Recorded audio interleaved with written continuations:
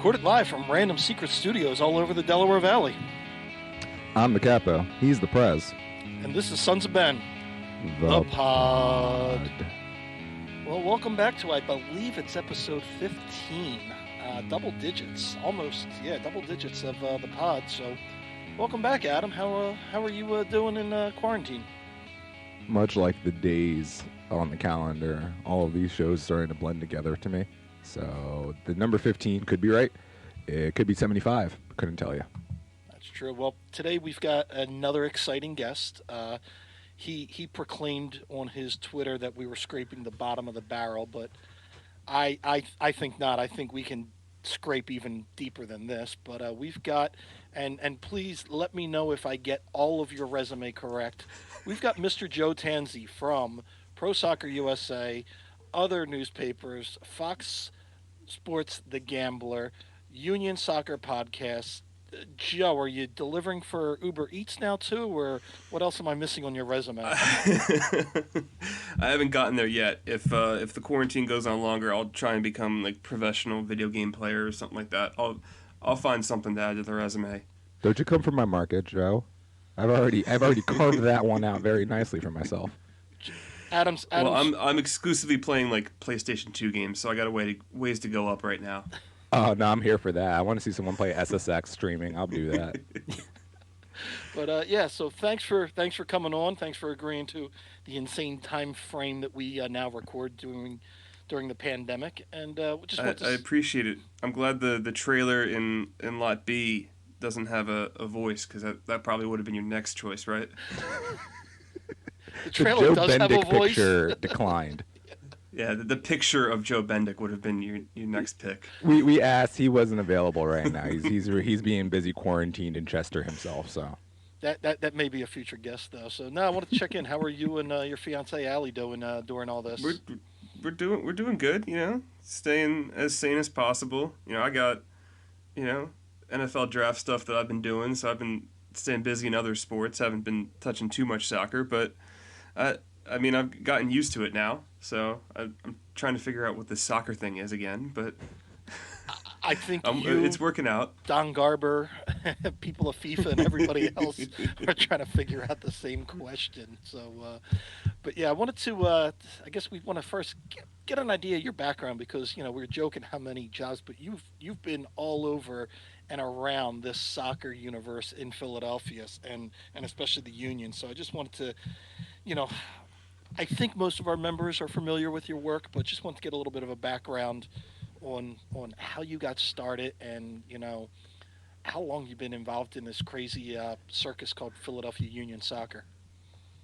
So yeah, it was actually before I even got involved union-wise. I was doing stuff for Bleacher Report. So this is way back when they were still like before the Turner buyout. I was doing stuff for them, just like, hey, my one buddy told me about the site, and it's very, like, just lucky that, I ended up kind of in that situation. They got bought out by Turner. They're like, oh, we can pay you to write about soccer. And I'm like, oh, okay. I'm down for it. I was like 22 or whatever, right out of college. I'm like, yeah, please. And then the one day I was like, hey, like, I'm based in America. Most of these guys are based in the UK. Would you guys have any interest in like MLS and national team coverage? And they're like, you know what, we'll give it a shot. And so that's how I got really deep into covering the league from a national standpoint first. And then when their situation kind of changed, I pivoted really back here. I mean, I did stuff for newspapers, I guess, for one season, and was kind of in the press box, but not like, that wasn't like my main beat. And then ran into Ivis from SBI in the press box. The one summer, he's like, hey, do you know anybody from the Philly area? I'm like, yeah, me. So that kind of got the ball rolling there. And then when Pro Soccer USA started up, applied there. They hit me up literally like 2 days before the season started last year. No, it was 2 years ago now, 2018 season, and so that's how that, and the podcast kind of started. Me, Sean, and Ryan Ellis, we were three to start, and it was run through the newspaper for a year, and then a lot of things changed. So me and Sean have kind of taken the reins with that, and now we're bringing that to the airwaves on that stuff, on that medium. But it's kind of been a winding path. I wasn't a soccer fan growing up. I didn't really, I was a baseball guy. I played baseball all through high school. Like that was my sport. Soccer was in the rearview mirror, if that. So, I think it was maybe the 2010 World Cup. Maybe it might have been '06. I'm not sure like which World Cup it was, but like okay, I'll get interested in this. And, like I knew what MLS was, but I didn't really have like a full like grasp on it. And then gradually, um, kind of grew into the coverage from a national perspective, and then dropped in here. So it's kind of just been I guess opposite of the way everybody else kind of approaches it, where I came in from a national view first, and then came into the Philly view, where a lot of people, I guess, start locally and then kind of broaden out. So it's obviously different than everybody else, but yeah, I wasn't. I'm still, when it comes to like in comparison to everybody else, I'm still soccer fresh. Like I think 2014, 15 was when I really started going deep into MLS and the Union. So it's compared to everybody else, I'm still kind of fresh. So you're saying the Union haven't worn you out yet, right? You're not burnt out. You're raring to go when the season Oh, all right. starts. Let's not go that far. Let's not go that far. But There was a stretch from about, I guess, since I started covering the team to about 2018, where it was a grind. I could have copy and pasted the same first 200 words of my stories at least 5 to 10 times. well, So you weren't alone because as fans during some of those times, it was why are we going back to see this again? It did feel like Groundhog Day, but I think I asked myself that question, and the motivation was I'm getting paid to do this, so I kind of have to. I think my motivation was, well, I paid my money, I should show up to this. So, Yeah. yeah. So There was now, one game, or there was like one stretch, I think in like 2016, where I just remember my girlfriend and me were coming back from a game, and there's like the fourth straight Union home loss. And this very pleasant song is in the background, but my facial expression is just so blank because I'm just so not upset, but just kind of just over the whole process. And she records this video of me just driving very blank starely up I-95 after like this loss, and I was like, that's my Union moment. I'm gonna keep that for forever. When I remember whenever it gets bad now, I just remember the dark times. Yeah, I mean, there were countless, occasions where it's like you see other teams in MLS doing this, and that you're like, from my perspective, from on the media side, it's like, oh, you're signing who? oh, I have to pronounce Anderson. What's his last name? How do I spell Aristeguieta? What, like, it was like some of these things were just like the most bizarre, and like when you try and figure out like how they came about, it's just like, okay, you got the less talented Wijnaldum brother, like, and you try and write about him, and you're like, wait a second, there's a reason why he's in MLS and he's the less talented Wijnaldum brother. So it's like some of these guys that have come across are just like, it's challenging from my end and a little frustrating because you're like, well, what are they doing here? yeah, yeah. No, and it's funny because even when Ernst came in and he pulls guys like Kai Wagner out, you're like, is this a joke written by Union Hulk? We get a guy from the second division German. You're like, what? But then you see him play, and you're like, oh my god. So since that's happened, it's been like a new dawn almost. It's been a rebirth in Union soccer, where It's even basically like everything that Ernie Stewart tried to do in the transfer market is what Ernst is doing, but he's succeeding. yeah, Because if you look at what Ernie tried to do, he tried to go deep into his reserves. He went into the Netherlands. He tried to go into South America. He tried, in theory, the Jay Simpson signing would have worked because he's a veteran forward and you need that, but it just it fell flat in its face. So that, I mean, that's really what it comes down to. Ernie had a in in theory a good mindset, but it just didn't. Nothing came to fruition. And then with Ernst, he's got the same mindset. He's using his his background and everything about you know everybody he knows, but it's working. I mean, it's basically like the United Nations of soccer out in the field now. Between Glesnes, Martinez coming in, Oravich, I think we all just forgot about. Um, it just works, Well, and e- it's fun to see when it actually comes together. even his first, I mean, you think about it, his first signing was Casper, right?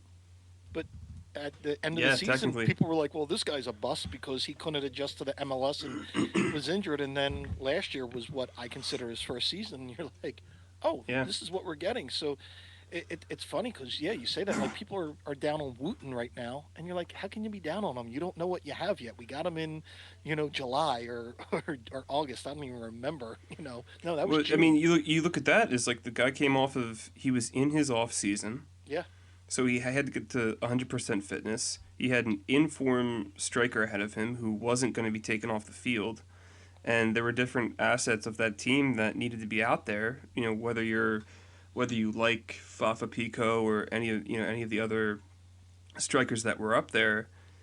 I mean, they had the right to be in the lineup, and with Wooten not scoring, I mean, the ultimate, I guess, sliding doors moment for last season is if that goal against RSL counts, he has confidence and he becomes that number two to Casper, and maybe in the best case scenario he becomes that guy who you count on when Casper gets hurt, and maybe that playoff game's different. That's a huge hypothetical, but I mean that goal not counting against RSL, I think had something to do with his confidence because it was a great strike. oh yeah, that was his first But touch. yeah, which would have been just an insane script to write about his career here. And look, I don't claim to know what's going on inside his mind, but he's a striker, and you look at the situation he was in. I'm sure confidence had a big thing to do with it because of him getting back to fitness, him being in a new spot. And let's be honest, if you look at the entire history of MLS, how many guys that come over in the summer really have a massive impact? It just doesn't happen because it's so hard to acclimate. So that's why I thought the offseason criticism of Rutan, it's like you don't know what you have. There's not a big enough sample size. I get that you're scarred from the past. There are plenty of examples, Jay Simpson included, where it didn't work out, but you don't know what you have until you see him for a full season. Look, if he ends up failing in 2020, then you can, criticize all you want, but right now it's just basically a bunch of what ifs, especially with him. Oh yeah, and I mean, and just getting back to the theme, you feel like it's a new day in Union soccer, and one of the things that I find weird, being a Philadelphian, is something that you're involved with. There's actually a sports talk radio station that's actually covering the Philadelphia Union. Do you know anything about that, Joe? No.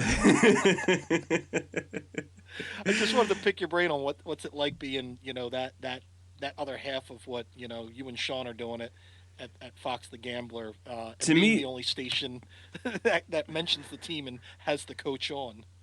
to me, it's nothing different from what we've been doing. So I don't listen to sports talk radio in the first place. So I can't tell you like, I know how little are talked about in the other stations, but I can't be like, here's a specific point, on this date or whatever, where they're like, oh, we're really like blatantly ignoring the team. Like it's never been my preference. I'm more of a podcast kind of radio guy, but yeah, I mean, it's just basically what we're doing, but just in segments every week. I mean, it obviously, has tempered down a little bit now with nothing going on and a lot of focus on the NFL draft, but yeah, it feels like business as usual for us. So I don't. I mean, obviously we use that to advantage to promote it. And like, hey, like we're the only ones really, having players on and all that, and we're hoping for bigger and better things when it comes to that. But when it comes to just like sitting down and talking, it just feels like we're doing a podcast for a 20-minute segment. Yeah, well, I can tell you as somebody that isn't always catching up to all the pods because we have so many and you try to schedule it in. it's refreshing that I get in my car at 5:30, leave, well, when I could, leaving the office and driving home, and I could turn on sports talk and go, oh, wait a second, let me flip this, and I hear you and Sean, and Jim's on or something else. I'm going, oh my God, we're talking about the off season, and so it's a refreshing change than Saul from Souderton or Mike from Manayunk and the cast and crew from, because both stations just blend into each other. So no, it's really nice to hear, and I'm glad you guys are attempting it, and we're all pulling for you that it all works out. And look, it comes too with the club. You know, they've been since the start more than willing to help with whatever possible. I mean, the interviews that we've done down at the complex have gotten the most feedback. You know, we did one, end of year with Curtin last year. We've done, the live podcast last year at Yards with Curtin. You know, all these guys have been, more than willing to spend 20, 30 minutes and sit down with us, and the club's been willing to set that up. So, like, a little inside baseball here, but I mean, the relationship we have with the club has been a big factor in that too, because they're willing, they know the platform's there, and these guys are willing to kind of open up a little bit. I mean, we've done stuff with like Fafa, and the John McCarthy one was cool because he's a local kid. I think we did one with CJ Sapong as well. So it's nice to kind of I know kind of the backstories of these guys because I'm there at training, and I'm talking with them, and I'm talking with the staff. So I have obviously a better grasp on who these guys are. But to bring that out, whether it be through me writing features on them or doing podcasts with them, I think is my favorite part of the job, because I mean, you've seen some of the personalities that have come through here. I mean, there's so many different ones, and they're all unique and come from different cultures. So that's my favorite part, is to just sit down and be like, oh, Jack Elliott, you were your parents are Rangers fans. You grew up in England. You played soccer in West Virginia. You're a fourth round draft pick. You came here. Like, it's stuff like that. Just like, it really fascinates me about the team. And Jack is a Real way quick. better golfer than Sergio Santos. I know Adam can attest to that. No, well, the Sergio Santos swing is one of the more legendary things that has burned into my memory, and I cannot unsee. But real quick, I have this question because, as a person who does a decent amount of traveling when we were allowed to do such, I would get into other markets all the time, and I would get to places like, DC. I get up to New England. I'd get down to Atlanta, and there would be a not like over the top, but a decently strong radio presence. And on top of that, on game day at least, there's a radio station. And I know in the beginning of the union, especially with the saturation of sports in this market, it's kind of hard for them to find airtime or airwaves. But like, we're now in year 11. What is it more on the union side? Is it not them being able to find a broadcast partner? Like, what's the reason why I can't get the union on my radio? I don't know if I can comment on that. Okay. I figured I'd at least give it a stab. I will just say we've tried. Yeah. I can't. When the book I when the can't book go, comes out, Adam, we'll get into that. Yeah. The tell-alls come. I'm really excited for all of those. I feel like the union, even in their first 10 years, are gonna have some of the best tell-all books of any MLS club. I will just say that since the inception of even the podcast, there have been discussions, whether it be with like the comm staff or higher ups, of us, how do we combine to get more involved. Yeah. And it unfortunately to this point hasn't, but there's always potential for something to happen in the future. And you know how smart the people are behind the scenes, and how wiser they've gotten to the market. So I'll leave it at that. I appreciate your candor. Yeah. Now in Joe's conversation, he was talking about how you guys did the pod with Jim Curtin at Yards, and you did an end of the year thing, and we actually had Coach on. Was that 2 or 3 episodes, Devin? Something like that. But my question, I think, and I don't think Joe can answer this, is our pod a gateway to getting on the Cooligans?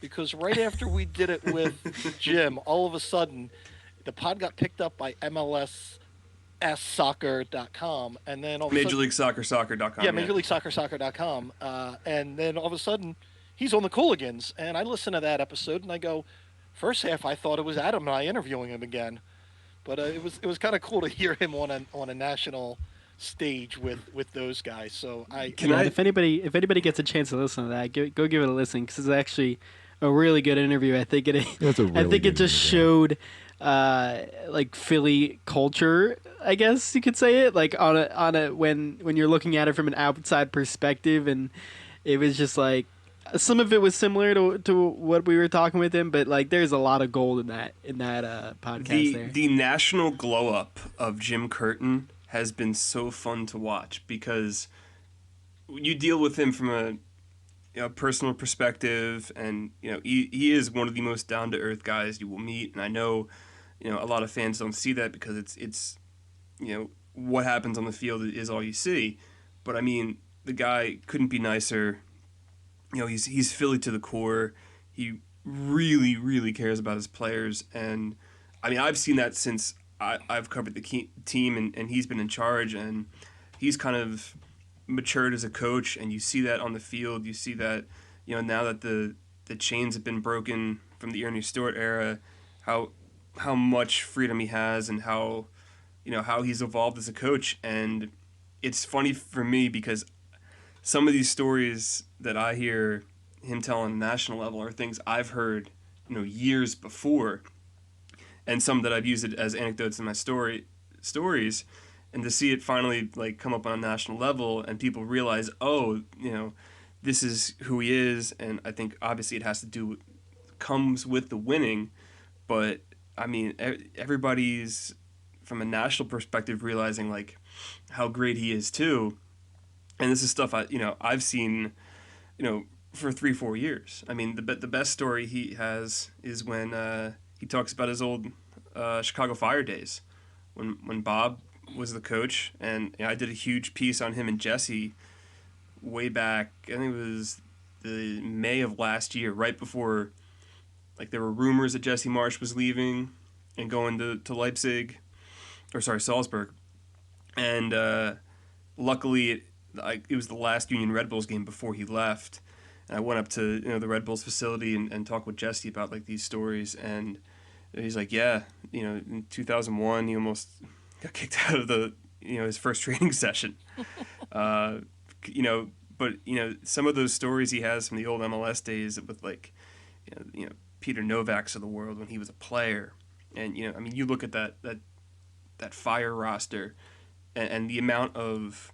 MLS head coaches, GMs, executives that have come out of that, it's not surprising to hear the stories of how the culture was. It was very competitive from the jump, and I mean he could tell stories for days about the Bob Bradley era there because there were so many interesting players there, and you can see how much success they've had.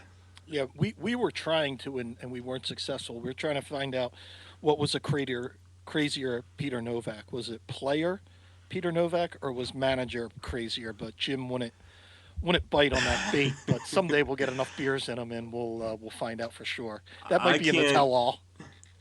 I can't speak to the manager part because I obviously wasn't around when Peter Novak was manager. But I've heard stories through grapevine that it was quite the trip.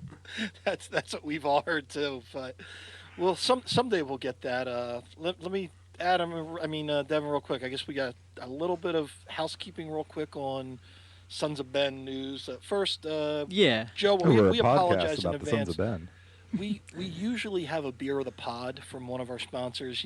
Yards, 2SP, or the Larimer, and you can ask Sean about that because he had his fill when he was in the secret studio with us. But because we're in a pandemic, we can't get that. But we just want to remind everybody that our friends at Yards, 2SP, and the Larimer are all still operating. You can still pick up beer.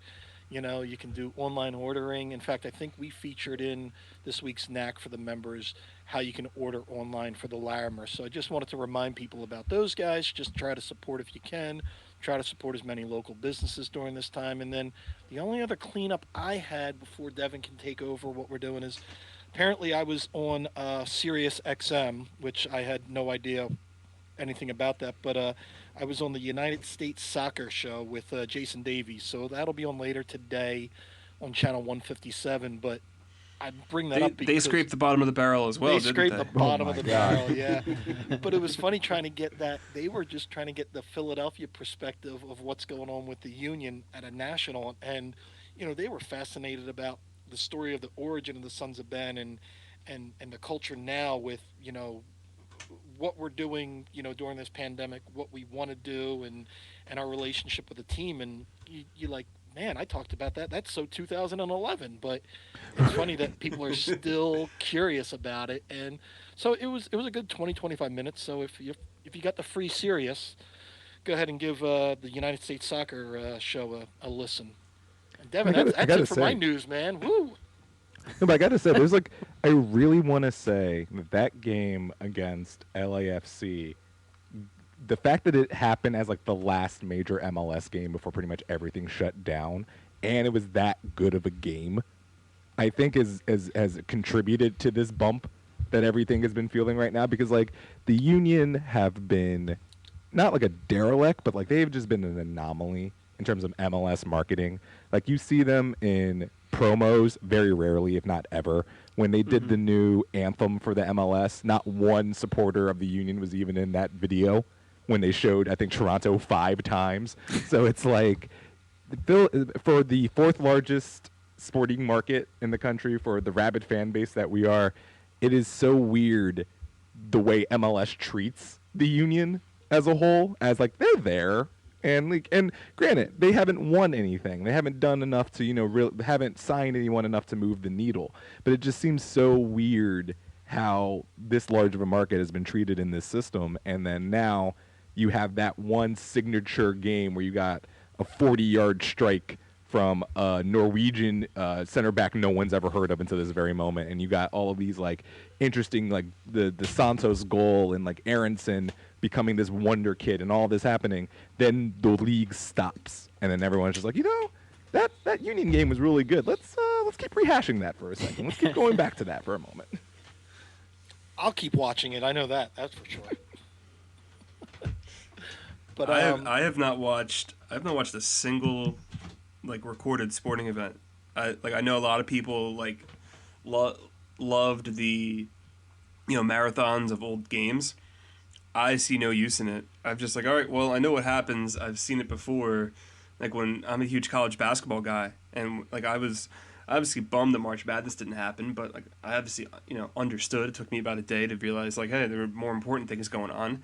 And when they started playing all the old tournament games, I'm like, I know what happens. I watch these. Like, I don't have a ton of interest. I think the only thing I did was, I think when they re-aired the Red Bull playoff game on PHL, I watched for like 5 minutes just to see like the crowd reaction of the Fabian goal. But other than that, I've actually stayed pretty far away from all the old replays, which I think for my sanity is probably probably the best. it's funny. I've been guilty of watching the Union Classic games just for I wanted to relive the LA game, and then Hmm. I really wanted to see the first game that they played at the link because I was there, but I did miss the first 15-20 minutes because like everybody else I got Biden at security and couldn't get Hmm. in, and I just wanted to see for my comparison to make sure I'm validating my mindset that the product on the field 2010 versus the product now is so different and so much better. But it was fun just to go back and see that. So I was guilty of that. And then I think the only thing I've been replaying is when Premier League Live on Saturdays. I've had it on in the background when I'm doing projects around the house, just so it feels like a normal Saturday morning. That there's like some British person saying some quirky phrase while a game's going on. I'm like, this You feels just need an normal. Okay, accent. good. The, Yeah. the one thing that this is going to force me to do is to get back into the European leagues, because I guess a few years ago I just drifted off. I just didn't have time Yeah. for any of it. It's like I have a lot of things going on weekend mornings that are above watching European soccer. So now it's like, oh well, I see the Bundesliga might be the first back. I'm like, guess I have to fresh up on what's going on there, so I have a pretty good understanding when it comes back. Wait, you're not watching the Belarusian Super League with that's going on? I watched Australian rules football for about 5 days before that got canceled. That was pretty fun. That's that's the only thing I've gotten into. I've been Well, doing a lot of. I mean, I still have other writing gigs where I'm doing a lot of NFL stuff right now, and I'm doing a lot of radio still for the Gambler. So I'm not really starving for content. I guess maybe that first week or two I was just because I didn't know what was happening. But in the back of my mind, I'm like, I could go a few more weeks because I still have plenty of things to catch up on. The one game I looked back on, and it's only because I just turned 30, so when this happened, I was freshly 11. Was I did watch Game 1 of the NBA Finals again, when the Sixers beat the Lakers, only because I have a lot of Mandela effect moments from that game, where I think things were happening like that, but they weren't because I'm like a child and it's like it's way past my bedtime and I'm just trying to comprehend this incredible game happening in front of me. So I rewatched this game as an adult, and am I yelling after Eric Snow hits that shot in overtime? Yeah, I am, like really loudly in my apartment at this in 2020. But it's like that was the only old school game that I sat down and I was like, yeah, okay, I'll watch this, because all the other ones I have that similar feeling, Joe, where I'm just like, I kind of know how this ends, and like for soccer, for me, it's like I just want to see the goals. And there's like not a lot of them. So it's like, am I really going to watch 60 minutes of them just kind of kicking it around when I know when the goals are happening and I know what's going to happen? I was like, no. But I will say this, for all of you starved for sporting content, your Philadelphia Fusion, talking about video games earlier, are first place in the Overwatch League at 9-1. I'm just saying, look, you need some content right now. They're on YouTube every weekend. They're all social distancing very well, and they're doing quite well. I just ordered a hat off of the internet, so I'm excited for its arrival. those guys have been social distancing since their birth. Okay, so Yeah, man, they are paid a is- lot better than I am to do a lot less than I do. there's so many avenues I can go with that, but I'm going to take the high road on that one. But they're trying to get back Let me, to the real sports. Go let ahead, me Devin. let me transition. We were talking about old games, so we'll just transition into this part now. So, talking about old games, and last week we were talking about converting fans, maybe whether it be a 4 for 4 guy or a Euro snob, converting them to soccer fans. So, my question for you guys is, if you had one chance to show somebody a full-length soccer match, and you had one chance to convert this person to be a soccer fan, what game are you showing them? I guess you have to show them the Italy-France World Cup final because that basically turned into a roller derby. Oh my Uh, god, yes. Oh Um, my god, yes. I don't know like too many. I guess I'm looking from my perspective because I'm like, oh, what even like hooked me on any of these? I think the U.S. World Cup run in 2010 was one of those moments for me. I mean that Algeria game when they scored, when Donovan scored. Me and my buddy were. So the game was at 10 a.m. Me and my one friend were actually going to D.C. that day because I'm really dating myself. Steven Strasburg was pitching in D.C. It was like an afternoon game against, I think it was like the Royals. So like seats were cheap. We took the train down, and I had him over to watch the U.S. game. I was like, come over, and then because I was huge baseball nut at the time, so I was like, all right, let's go see what this guy's about. It's a cheap day game, we'll get home a reasonable time, and we watched the U.S. Algeria game, and we were like, holy crap, the way that game ended with the goal. I mean, I was gonna watch the World Cup anyway because I watch and absorb. I mean, every major sporting event. I mean, I religiously watch the Tour de France. So, I mean, that's the kind of the depth of my sporting ability. But, and I think that game for sure. From an MLS perspective, I don't know if you can really. I mean, I guess you could put out the Zlatan game, the El Trafico, the 3-3.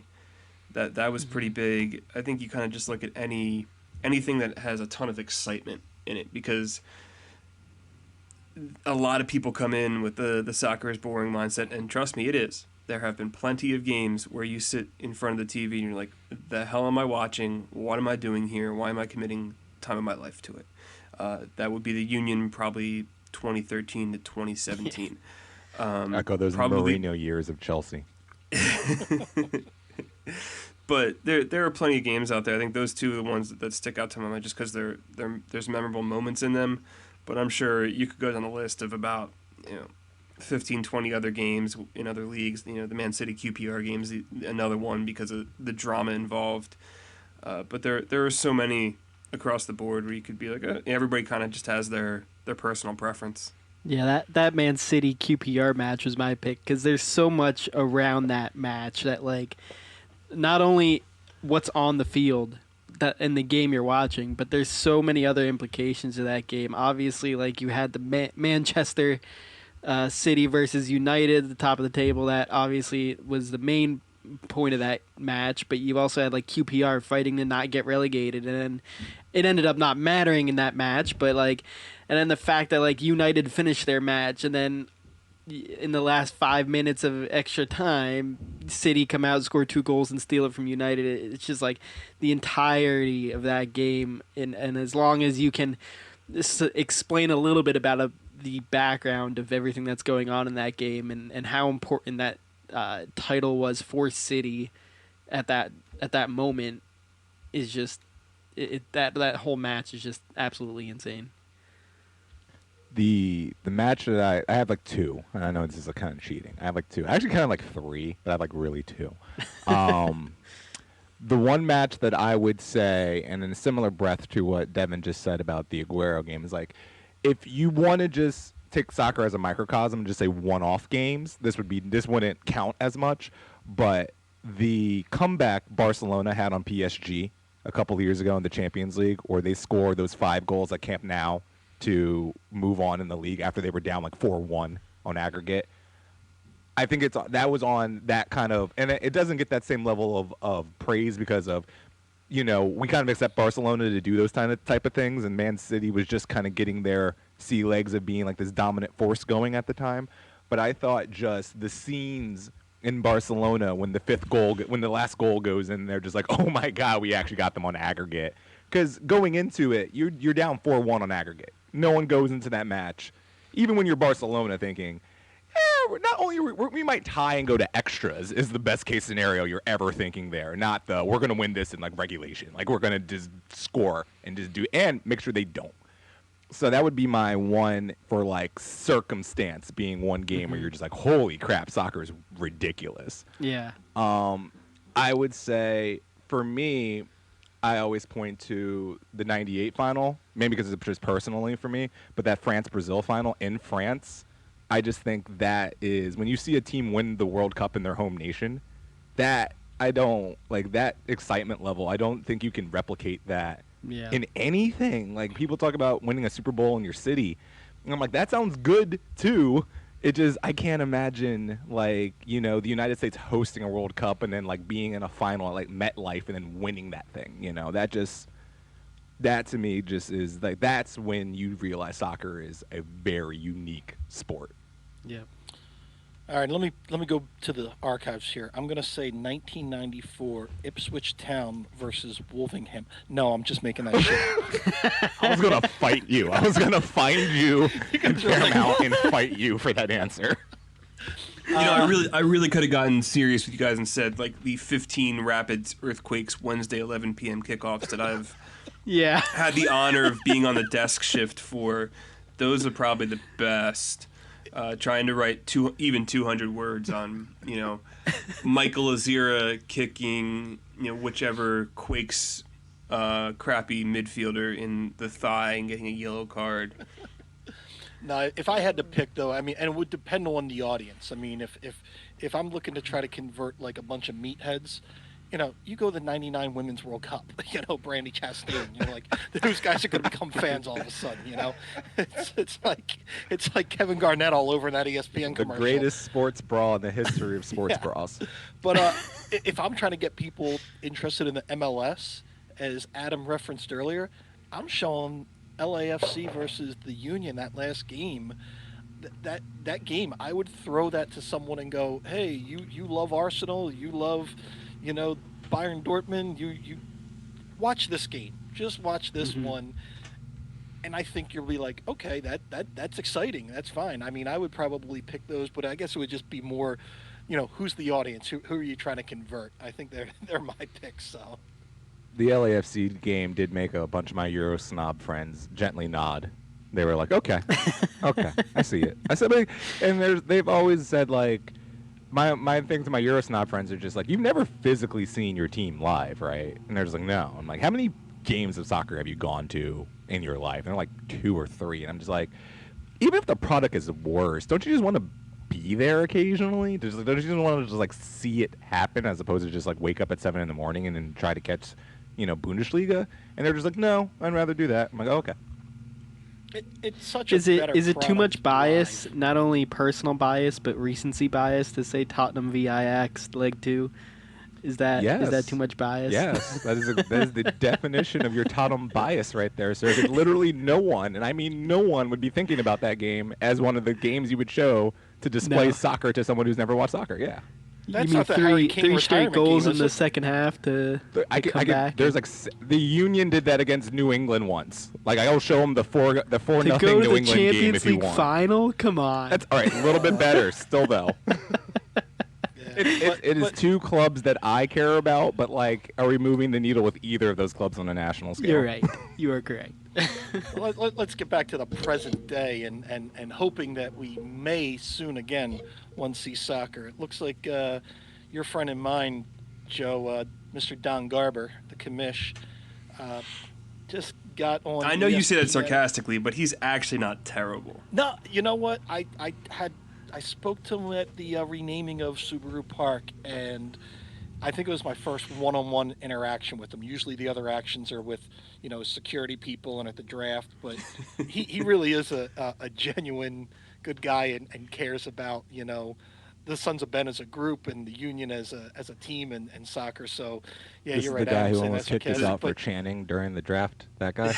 yeah, that guy. Well, that wasn't Okay. him. That Well, was that was the and we were security. just chanting "Save the Crew." It wasn't even like we were doing anything deep. But okay.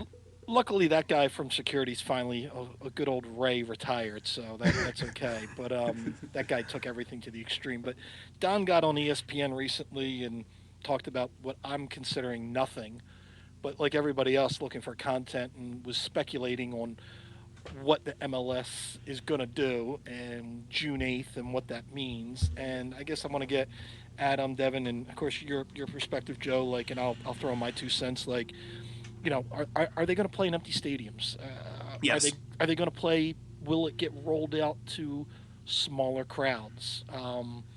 Like I mentioned earlier during the pre-show, the state of Florida is trying to do a plan of opening up the state, and of course, tourism is such a big economic driver for them that they're trying to figure out how do they open up the theme parks. And the initial plan is it would only open up to Florida residents. Then, as things got deemed safer, then they would open it up to domestic residents of the United States and then allow international travels later. So, is that a blueprint for sports in America? Would the MLS say, oh, it's a closed stadium, but as soon as our county lets us have 1,000 people in, we're going to let 1,000 people in? Is that like the supporters? Is that season ticket holders? Is that a lottery?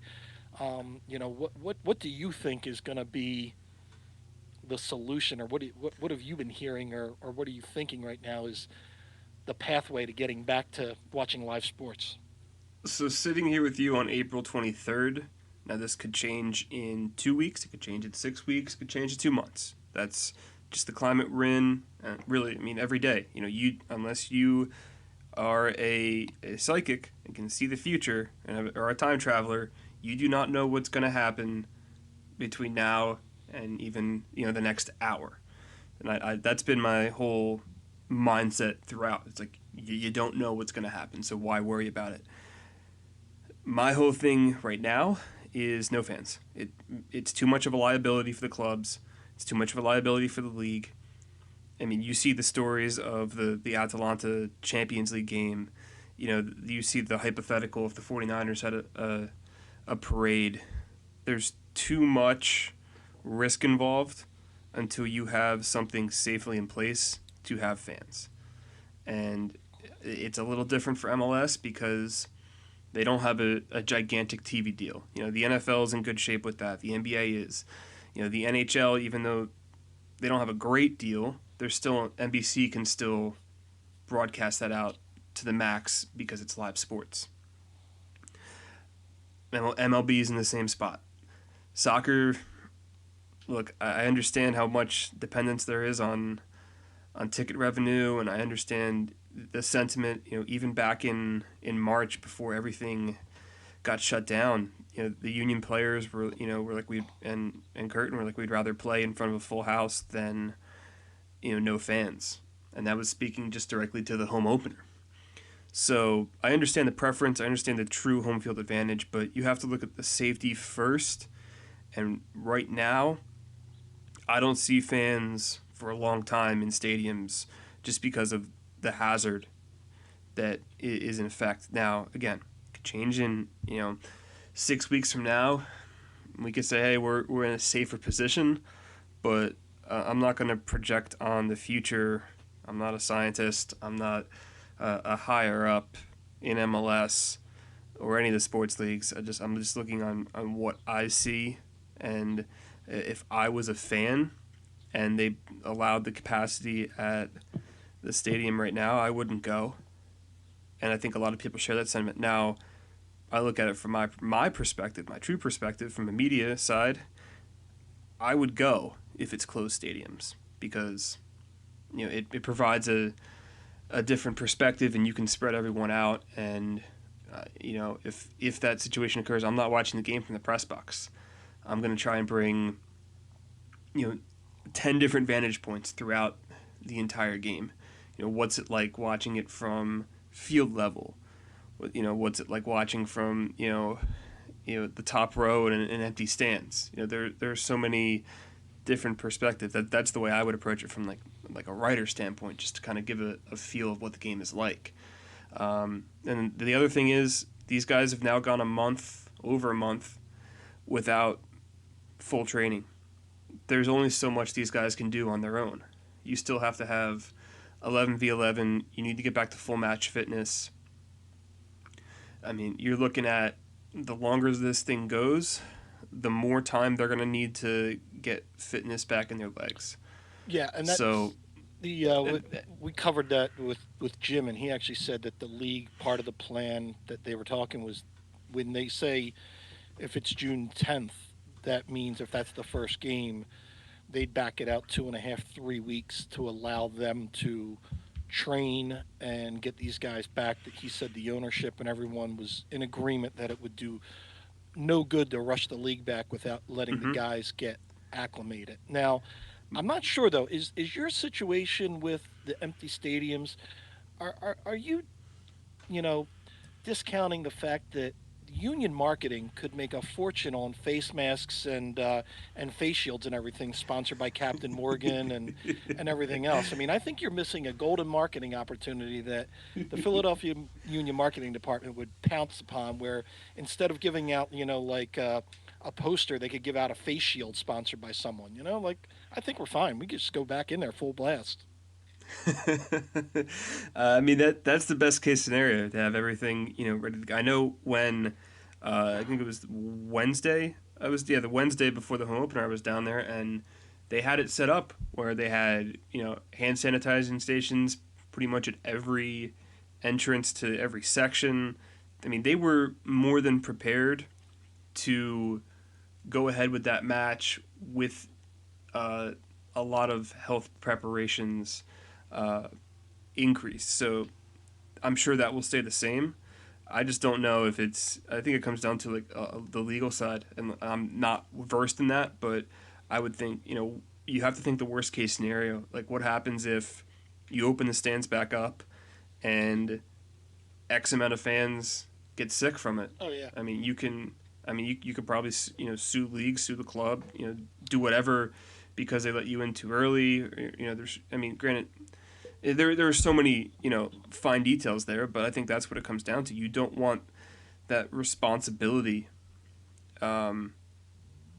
not the responsibility. You don't want the I don't know what the word is. Accountability, responsibility, Accountability. Yeah. You Liability. don't. yeah, Your the liability. Yeah. liability, yeah, Well, it's a Yeah. liability. You don't want that on your hands. I mean, when this whole thing started, my first thing was like my fiance. Me and my fiance still live at home, so I was at her house for the start of it, and her parents were coming back from Florida, and they're both older. So my first thing was, well, I don't want to get them sick.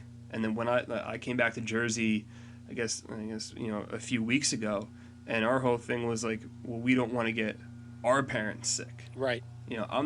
I'm not worried about me per se, because I usually can battle whatever with my immune system, and I'm pretty healthy, and I know how to treat my body. But if it affects older people, that was my first thought. I'm like, well, I don't want my parents or her parents going out anywhere. I don't want me to be a carrier and I don't know.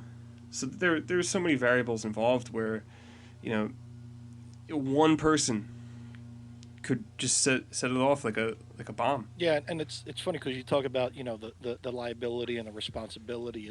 It's even things that us as the Sons of Ben, the group and the board, we're trying to figure out what our steps would be. So if there's no stadium, do we try to host? You're not allowed in the stadium. Are we allowed to have a tailgate outside for X amount of people, or do we do viewing parties? Is that a responsible thing? Do we do something like a viewing party in a park? So these are all scenarios that we're actually running through, just so the members know, and we're going to take guidelines from the local governments as well as the MLS and the union, and talk it through to figure out what's the best way that we can still support the team and enjoy this product and enjoy the sport again, and kind of get back to some kind of normal routine. But what's the safest way of doing it? Because you also have to plan for, we're going to have one or two knuckleheads out there that are, the people that are protesting without masks, and figure out how do we balance that out. We all want to get The back. good news is that everybody is going to over prepare here. Yeah. And I think that's been the good thing from the start, is that everybody is over preparing. The theme is, I'd rather overreact than be responsible for more loss of life and stuff like that. So I imagine all the scenarios have gone through the league office, and the one thing I will point out is there's a much larger landing strip for MLS than there is, say, the NBA or the NHL. This is a league where they've played December finals for how many years in a row, and how many of us complained that the offseason was too long this year because the MLS Cup was in November. I mean, obviously the offseason is going to be shorter because of the delay in play, but I think one scenario was floated out September to February. There's obviously the summer situation where you could still pack in multiple games per week. You kind of have to say bye bye to the Open Cup, but Yeah. That's the sacrifice you make. And then the other thing you run into is you have 3 Canadian teams. So what happens there? Because if the borders aren't open, it's not like Toronto and Montreal can play each other 6 times and have that count, towards regular season standings, because they're only supposed to play each other twice, maybe 3 times. So even if you do a regional tournament, and I know hockey's running into this now because that proposal came out yesterday, or that idea came out yesterday of doing like the 4 pod cities, is you can't do anything until the borders are clear. You can do a neutral site, but then what do you do with the 2 New York teams? They're not playing in New York. I mean, Well, they don't really play that's in a New York huge risk. anyhow. Oh, wait a second. Yeah, exactly. One plays in Queens. I mean, the Bronx. I mean, Hartford. I mean, I'm sorry. I don't know where they are this week. We're in a pretty decent situation where if things continue and improve, you could say, okay, you could have a soccer game here because things haven't, thank God, haven't gotten terribly worse in the 6 counties on PA side, and South Jersey, the rates are pretty low. I'm in Burlington County, and I think everything south of us has been in pretty good shape. So, I mean, you could look at different areas, and I think that's what they're doing now is, I think the NHL was like Raleigh, Minnesota, Edmonton, but the problem is where in the Northeast can you play? where in the Northeast can you safely play? And if you're doing, say, a regional idea, just me throwing stuff against the wall, even if you model yourself after that and do 4 MLS pod sites, you do one in Florida, you do one in Texas, you do one in maybe Arizona to take the California teams out of there. But the problem is, where in the Northeast you can put somebody, because this whole cluster of clubs, Massachusetts is hit. Ohio was one of the first states under the lockdown rules. The Jersey and PA have been pretty strict. New York is the epicenter, and then you have the border issue with Toronto and Montreal. So I'm sure these are all logistics that are being figured out at the league office, but it's going to be interesting to see what they do and how they're going to have to regionalize it, I would assume, at least for the majority of play, and then hope that some advances are made by people that are much smarter than the 4 of us combined. And then I have no problem with them saying, hey, we can start in September, we can go to February, and then back up, maybe start in late April or May. Give the players the allotted time off. I know that messes with a lot of Champions League and Open Cup kind of goes to the wayside a little bit, but these are all the contingency plans that are possible. I don't want to wait until September to go back out there and cover the team, but if that's the safest way possible, I'm all on board with that. So I think it just comes down to, you can have the players train one-on-one. You can have them train, in groups of 2 or 3 gradually, because at least in the union's perspective, you have 2 full-length training fields adjacent to the stadium and adjacent to your facility. So you can keep them in a contained space. But that's not the case for everybody. Not everybody has everything in one site. NYC FC trains up in Purchase. The Red Bulls facility is, I think, 25-30 minute drive from Harrison. It's in an industrial park in Whippany Park. There are so many other aspects of this where the Union are in a pretty good shape when it comes to trying to be able to get the players back because of the vicinity of the facilities, but not everybody is as lucky. So are you basically saying, thanks to the pandemic, that we can actually appreciate the location in Chester now?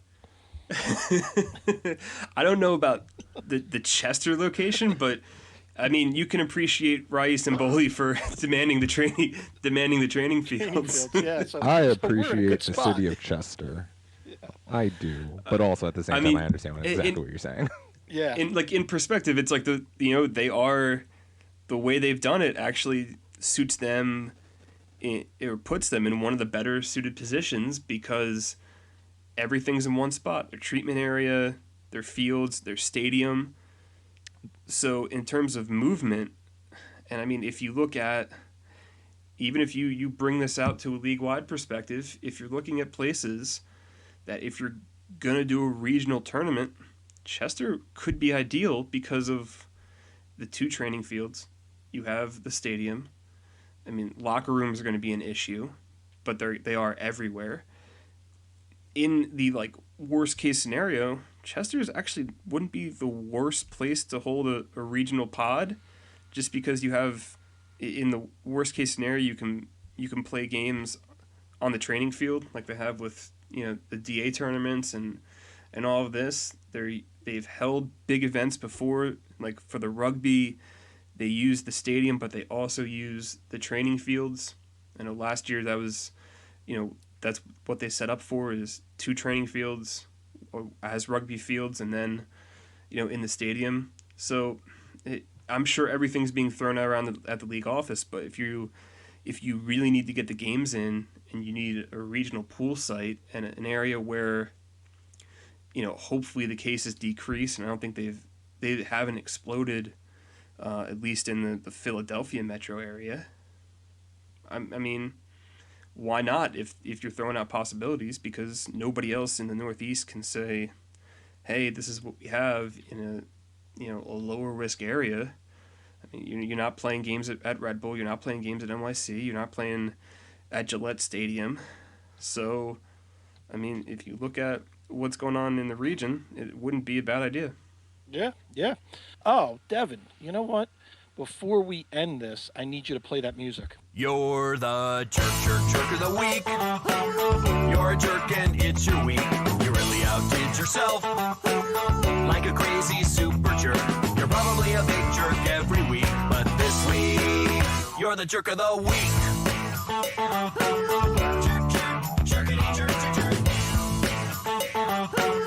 Oh yeah, you're the jerk of the week. I'm looking at you, buddy. Devin, thanks for playing that. That's one of Adam's favorite tunes. Adam, what do you describe that as? A banger and a That's classic. A So, classic. so we should explain to Joe. We've got a segment called Asshat of the Week where we find somebody that had just asinine behavior on social media. Usually it's Union Twitter, and we call that person Let's say out. you guys just have to go to Union Twitter or NYCFC fans for that It's bait. pretty much just to Union Twitter, and we don't want to call that person out by name usually because we don't want them then trying to outdo themselves and win the award all the time because it really isn't an award. But this they week, Man, you guys are really taking the attention away from Jonathan Tannenwald, aren't you? Look, man, we've been farming his tweets for weeks now, and it's been a fun time. But eventually, the well dries up. but we You've been Oh man, if you've been farming his tweets for weeks, how long has that taken you? good amount. have you dedicated 5 hours of your day to We've that? got a lot of time on our hands. This is what we have the in a interns for. pandemic, you can find yourself with a lot of time.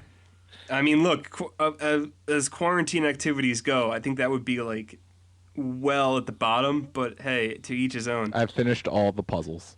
But this one is unique to this week, so it's not really Union Twitter, but it's one of our beloved. And Devin, do you want to read this, and then we'll let the person respond? What do you want me to read here? What are we reading? Either one, or I can give the background. I mean, you tell me. Well, what so you the, like. the original's I feel gone. like- The original has been deleted.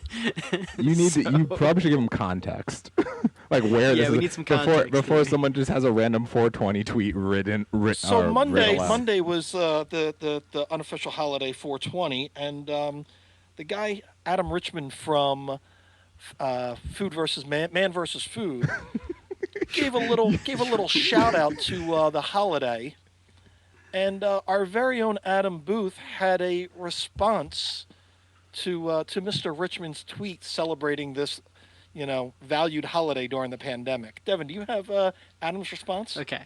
So Adam's response was pretty what's the word? You don't have to qualify Not- it. You don't have to qualify it. Let them know. all right. Let them know. We'll let him know. Man versus food makes much more sense now. Pretty Straightforward. Nothing. pretty nonchalant. Yeah. Yeah. Nothing bad about that, right? Did you get responded to, Adam? I did. I did get responded to by Mr. Richmond. What did Here it A-Rod is. have to say? Nice try. Not gonna disrespect my restaurant hosts or my film crew by being unable to work. Okay. I'm not. Look, He's a blood doper. Look. There's a couple ways I'm gonna approach Look, this. as an avid Tour de France watcher and knowing all about blood doping and that was Icarus, the documentary. Yeah. It seems like you do have a Lance Armstrong situation on your hands, Adam. Look, I'm just saying, man, that Mr. Richmond has come out as not necessarily an advocate, but someone who is friendly to the product. And he was on a food eating competition for which he had to stop because it was giving him health problems. And probably some anxiety as well. And I'm not trying to make light of any of these things. I'm just saying this is literally what he was doing as a profession. I make a kind joke about the gentleman who posted his own image of himself blowing out smoke and holding spaghetti and a meatball on a fork. I just said, man, versus it makes more sense. Now, is that a joke? Yes, it is. Is it a joke that is at his expense? 1,000%. And I accept all of that role and responsibility. Do I believe Mr. Richmond might have taken my light joke a little harder than I was expecting? Maybe. But in his defense, I'm sure he's been inundated with similar jokes of that caliber for weeks now, and I think he might have just met his end game. He was already over it. he's a big soccer guy too. I've Well, heard he that. won't be coming to the Union games now. Thanks, Adam. No, if anyone alienates more guests per capita than me, I want to know. I am the king of making sure everyone hates me before we get on this podcast. Aren't you guys still waiting for Jason Kelsey? I think you have to, I that think Adam Richman's further down the list if you guys are shooting big here. Yeah, We're Kelsey's dangerous. management. Kelsey's management hates me as much as Adam Richmond's management hates Adam. So, but Well, Adam, I do have a question. Yeah. Is a side effect of weed getting butt hurt? Is that listed on your medical marijuana card? Like you could be butt hurt by using this product? Honestly, is supposed to help cure butt hurt. I don't know where it lies on the list of the medical. Like it's around anxiety and like Crohn's. It's butt hurt, and it's like you're supposed to help this, and it's like no. I mean, look, I'm not gonna bemoan it. 420 is a weird day. Maybe he's coming down. He's a little agitated. He didn't get his nap afterwards. It's fine. Maybe we life should goes tweet on. to Adam Richmond from the Sons of Ben Pod and Oh, please see don't. if we can get him on for a little man versus food cookout. So We'll have him at the I tailgate. literally got off of Twitter before we started doing this podcast, and I only got back onto Twitter to promote this podcast, and I fell down rabbit holes since then. I've hopped off the wagon, I've fallen off, I've got back on the drug, I'm chasing the dragon again, and it's a problem. You're like Bubbles However, from The Wire, man. Look, man, it's a problem. I'm trying to get some help for it. However, It's just general life advice to just stay off of Twitter. it's such, and I was there. Look, man. As soon as I got out, they pulled me right back in, and I got blocked so far this year by all of 97.5 The Fanatic, which they unblocked me eventually. But they were for a good 5 days. I was blocked by the entire station. I was blocked. I've been blocked and called a generalized asshole by Marcus Hayes, and also Takes one to know him. what's up? Oh, yeah, I said it no, takes one Mar- to know, yeah. I know. I've been blocked by Marcus Hayes. This has been me and Kevin Kincaid got into it several times. I've been not good. I've been too spicy on Twitter, and I need to chill out. But I thought my 420 joke was fine. For what it's worth, I don't think I've blocked anyone. I think I just mute Tannenwald every once in a while. So if you want to, you have an invitation to hop into my mentions. I usually don't respond. Yeah. So you're kind of just screaming to the abyss. But if you I got will use you as my you wanna soundboard. fight, if you want to take a, or at least like DM me and say, here's a take I'm about to fire off. Help me. Look, I'm willing to help you with bad takes. I'm a king of just bad takes. If anybody's followed me on Twitter, so I'm all for it. I'll be your support system. I definitely need help because if there's anything that brings me down, it'll be my Twitter fingers. And Adam, let me just give you a little preview for next week's pod. This is going to be really good for you because we've secured one Jamie Lynch Jr., the morning show producer from 97.5. So he'll The be able to first explain person why to he's block me. blocked you. He so was this, the next first week is person going to block be me, next week specifically. is we don't even have to write content. This is just going to be. I'm not even going to show up. What do you think? I'm just going to sit here quietly in the background. Like I'm just going to play Overwatch the entire time while y'all have this podcast. I'm like, I will say hi. I will make 3 offhand jokes, go on 1 digression, and then never talk again. Yeah, I don't see why you guys are worried about content. You guys are doing a lot better than others. Oh my God. Look, man, here's the thing. people want to be part of the train wreck, Joe. Can I get on the Cooligans? I'm just saying, man. Matt gets to go on Sirius XM radio. Curtin gets the bumper goes on the Cooligans. I'm still here. Can I get some Cooligans? Like, what are we doing? Can I get at We're least getting you on someone's- Man versus Food. That's what I'm saying. I'm getting on the Man versus Food podcast. Can I get on Rachel Bonetta's podcast? What are we doing here? Like someone use me for content. That's the Philadelphia Union front office. You're on 95, remember? The van. No. My voice, not my beautiful face. Although I worry about their content. I mean, at some point, how many jerseys can you make? How many wallpapers can you make? Yeah. I mean, they've been going hard. Credit to them, but at some point, you got to be like, they still have an you ace know. up their sleeve. There is a photo of a young Tim McDermott after he won a Toys R Us Oh suite my that he God. said he was going to release the picture to us, and he hasn't. So they still have 1 or 2 aces up their sleeve. So don't worry. I think Union content still. If you see the Tim McDermott with his mom jeans standing with the Toys R Us mascot as a child, then they've jumped the shark, so to say. there was a time about 2 or 3 years ago where you could make the case Jeffrey the Giraffe was probably a really good transfer prospect for the Union. I would take him in the box. I think I would I think definitely he take him played to in the Swiss I third think- division, so yeah. I think he would score more goals than Aaron Wheeler. That was the exact comparison I was about to make. I thought you were It's going to like- say Andrew Vooten. I said, give him a chance. He's going to score. I think we can make a direct MLS comparison to Jeffrey the Giraffe and Aaron Wheeler. That is the content you have been waiting for. That is not fair. That's a 60 minutes product to of get. Towson craved University. I craved that content. Thank you, Joe, so much. Do for not do not dismiss an alumni of Towson University. Not on this pod, sir. And on that That's note, good. I think we On should that note, thank- you've really Yeah. reached. Yeah, you've really reached the bottom of the barrel We're now. talking You about had it with me at the Maryland-based start, colleges. There we are. and now you're comparing the Toys R Us mascot. I think somebody on Union Twitter will end up doing a Twitter thread on comparing retail mascots to strikers at some point during this quarantine. we, but we, we, I'll stop We there. still giving haven't, they still content. haven't done jerseys. They haven't compared all 7.5 jerseys this team has had yet. They haven't done the Union players as babies yet. They got like 5.5 more things to do. I hope they can get through May. oh man, well, Hey, I got breaking news here before we end it Oh, here. no. Just got, La Liga clubs have been told that football matches in Spain will be played behind closed doors until 2021. Oh shit!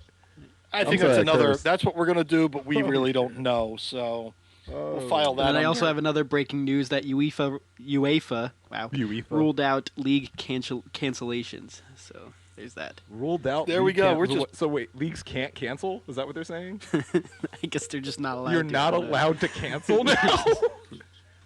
That is the most FIFA thing or UEFA thing. Qualification for next season's European competitions can only be based on sporting merit in 19 to 20 domestic competitions. Well, I So mean there you go.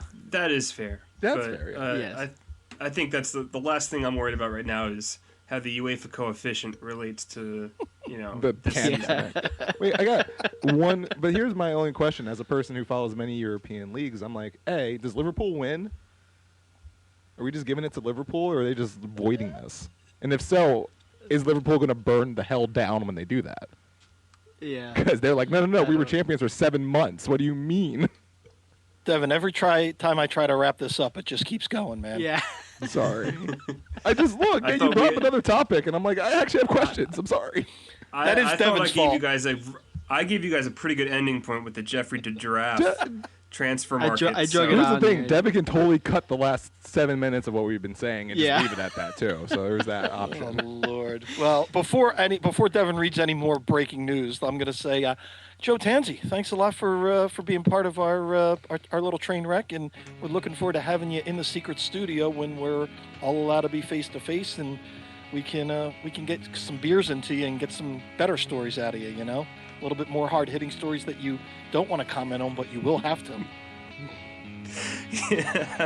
I don't know how many there are, but I'm sure there are a few. Sounds good, gentlemen. Everyone out there, stay safe and wash your hands. Wash your hands.